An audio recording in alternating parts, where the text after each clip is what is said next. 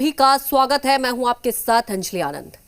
लगातार बिहार में जो सियासी बम फेंके जा रहे हैं उस पर हम चर्चा करेंगे। जी हां, अरुणाचल प्रदेश इफेक्ट से बिहार में जेडीयू और बीजेपी के रिश्तों में खटास की खबरों के बीच पूर्व मंत्री और आरजेडी के वरिष्ठ नेता श्याम रजक ने बड़ा दावा किया है। श्याम रजक ने कहा कि जेडीयू के 17 विधायक आरजेडी के संपर्क में हैं। इतना ही नहीं, उन्होंने यह दावा किया है कि ये सभी 17 विधायक जल्द ही आरजेडी में शामिल होंगे।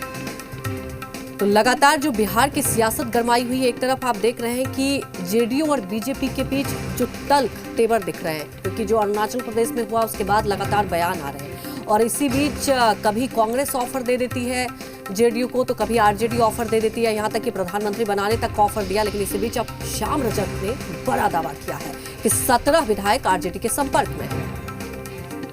जनता दल के 17 एमएलए राष्ट्रीय जनता दल के संपर्क में हैं और वो आतुर हैं जनता दल छोड़ने के लिए। वो चाहते हैं कि तुरंत हम चले आए, लेकिन हम लोग इसलिए रोके हुए हैं कि जो दल बदल कानून है उसका भी हम उपयोग करना चाहते हैं कि अगर उसके परिधि के अंतर्गत किया जाए तो 25-26 एमएलए चाहिए, तो 17 एमएलए से तो होगा नहीं।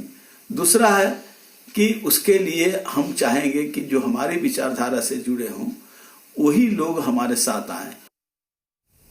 उधर जेडीयू ने आरजेडी नेता श्याम रजक के दावे को बकवास बताया। पार्टी प्रवक्ता राजीव रंजन ने कहा कि जेडीयू में झूठ के दावे कोई सच्चाई नहीं है। उन्होंने आरजेडी को ही नसीहत दे डाली है कि आरजेडी पहले अपने घर को बचाए। इसे लेकर अब जेडीयू ने भी पलटवार किया और साफ तौर पर यह कहा कि जो दावे किए जा रहे हैं सभी खोखले हैं। आरजेडी पहले अपना घर तो बचा ले, उसके बाद किसी और पार्टी की बात करें।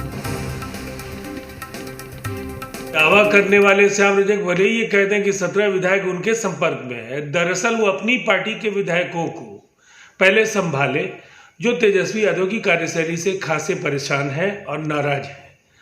हमारी पार्टी एकजुट है, अटूट है और एनडीए की सरकार 5 साल का कार्यकाल नीतीश कुमार जी के नेतृत्व में पूरा करेगी और इसीलिए अनावश्यक बयानों के जरिए बिहार की जनता को राजद के नेता गुमराह करने की लगातार कोशिश करते रहे। वहीं आरजेडी नेता श्याम रजक के दावे पर अलग अलग राजनीतिक दलों ने अपने अपने ढंग से प्रतिक्रिया दी है। मुझे नहीं लगता है कि बिहार में कोई भी दल, चाहे आरजेडी हो, चाहे कांग्रेस हो, चाहे कोई अन्य दल हो, सरकार को कितना भी अस्थिर करने की कोशिश करे, सरकार पे कोई आंच आएगी।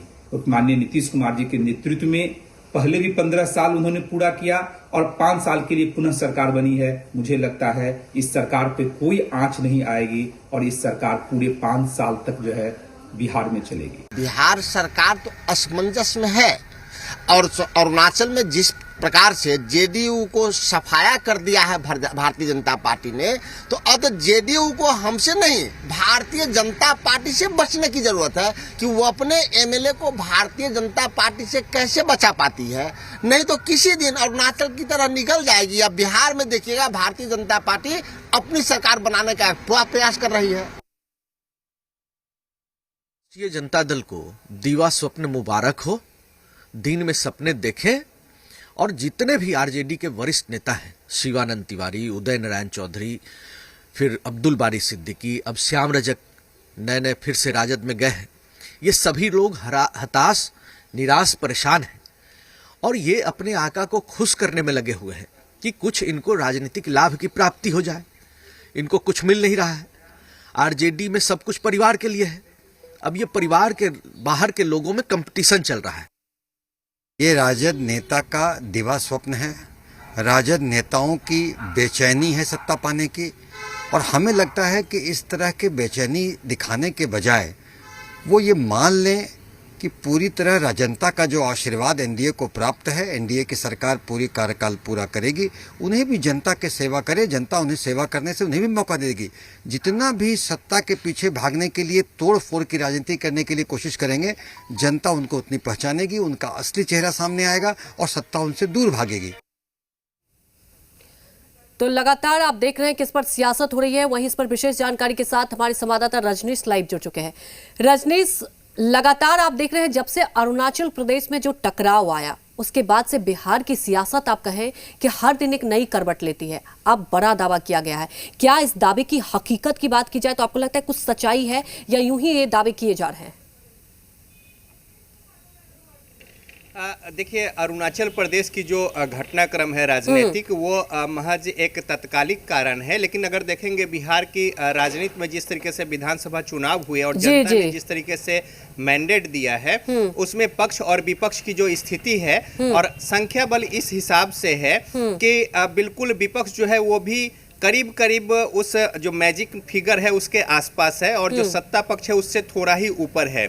ऐसी स्थिति में विपक्ष जो है, आप देखी होंगी लगातार अगर पिछले घटनाक्रम को देखेंगे, हर ऐसे मौके पर वो दबाव बनाना चाहती है, चाहे वो विपक्ष में यहाँ पे विधानसभा को लेकर उम्मीदवारी देने की बात हो या उसके पहले ऐसे कई मौके आए हैं जिसमें कि जो सर्वसम्मति से जो बातें होती थी वहाँ पे वो अपनी ओर से एक अड़चन या अरंगा या फिर अपने जो उनके संख्या बल है उसका वो हिसाब किताब लगाकर एक अवरोध खड़ा करने की कोशिश करती रही है। अब ऐसे में ये जो मौजूदा परिस्थिति है इसमें भी यही सामने में आ रही है बात कि सरकार को किस तरीके से, चूंकि कई ऐसे जो अनुभव है या फिर पीछे अगर देखेंगे दूसरे राज्यों का जो तजुर्बा है उस हिसाब से यहाँ भी जोड़ तोड़ की बातें लगातार हो रही है और आरजेडी जो है अपने तरफ से लगातार संकेत दे रही है। हालांकि समझने की बात यह है कि यदि कोई राजनीतिक दल किसी सत्ताधारी दल के अगर विधायकों को तोड़ने की बात होगी तो खुलेआम इस तरीके से चर्चा नहीं होगी, वो भी जबकि वो फिगर भी नहीं है, 17 की बात बता रहे हैं। तो ऐसे में एक जो दबाव की राजनीति है, एक जो कहीं ना कहीं अपने जो उनके लोग हैं उनको संगठित रखने की बात है,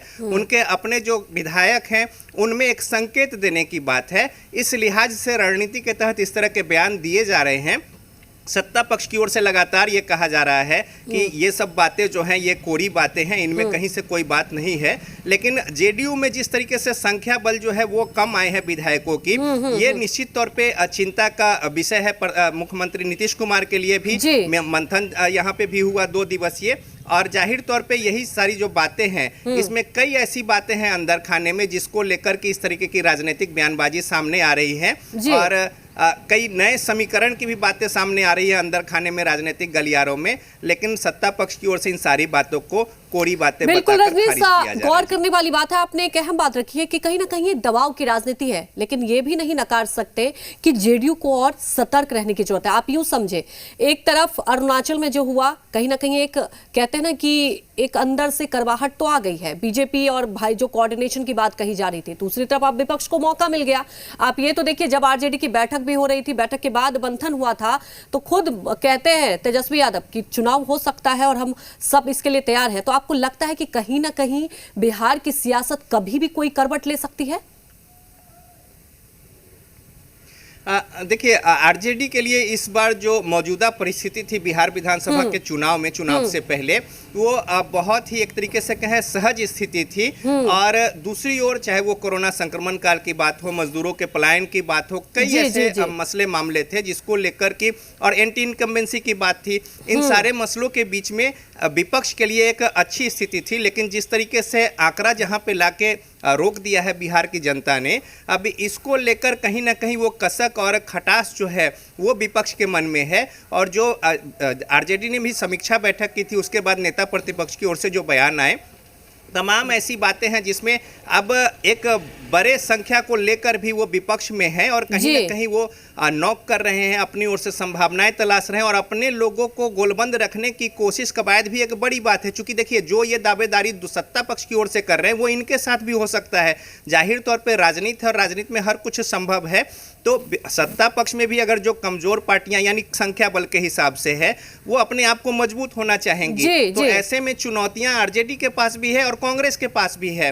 तो लिहाजा राजनीति है और राजनीतिक बयानबाजी जो है इसी कड़ी में है और आगे भी आने वाले दिनों में और आगे बढ़ चढ़ कर राजनीति भी देखने को मिलेंगे। कोऑर्डिनेशन की कमी बीजेपी और जेडीयू में दिख रही थी, ये तो लगातार चुनाव से पहले भी सवाल उठ रहे थे और चुनाव के बाद भी। अब तो मौका ही मिल गया है और आरजेडी अब लगातार कोशिश कर रही है कि किस तरह से अटैक किया जाए और राजनीतिक दबाव बनाया जाए। हमारे साथ जुड़ने के लिए आपका शुक्रिया। तो जी हां, अब एक और बम फेंका गया, सियासी बम, कि आरजेडी का यह दावा है कि